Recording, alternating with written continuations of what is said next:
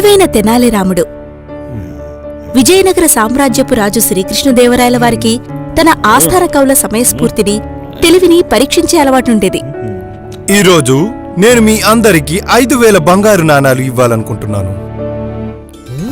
ఈ డబ్బంతా మీరు ఖర్చు పెట్టుకోవడాని కోసమే. కానీ ఈ డబ్బు ఖర్చు పెట్టేందుకు మీకో షరతుంది. ఈ డబ్బు ఖర్చు పెట్టే ముందు నా మొహం వైపు చూడాల్సి ఉంటుంది.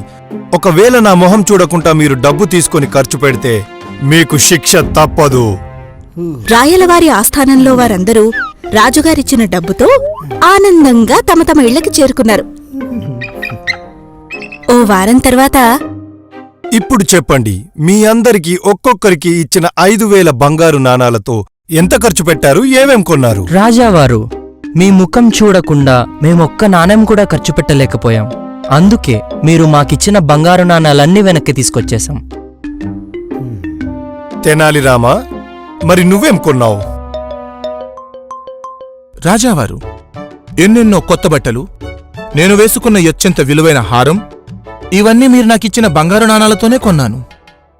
అంటే నువ్వు నా ఆజ్ఞ పాటించలేదన్నమాట. ఈ వస్తువులన్నీ కొనేటప్పుడు నువ్వు నా మొహం వైపు చూడలేదన్నమాట. రాజావారు, మీ శాసనాన్ని నేను పాటించకుండా ఉండే సాహసం చెయ్యగలనా? ఆ బంగారు నాణాలు ఖర్చు పెట్టే ప్రతిసారి నేను మీ ముఖం చూసేవాణ్ణి. అదేలా? నేనిక్కడ ఈ దర్బార్లోనే కదా ఉండేది. నువ్వు డబ్బు ఖర్చు పెట్టే ముందు నా దగ్గరికి ఎప్పుడూ రాలేదు.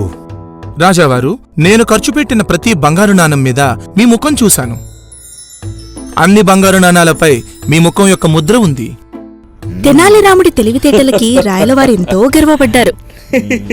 అందుకే తెనాలిరాముడికి మరో 5000 బంగారు నాణాలని బహుమతిగా ఇచ్చారు. నీ సమాధానంతో నన్నెంతో సంతోషపరిచావు తెనాలిరామా. ఈ బహుమతి నీ తెలివితేటలకు.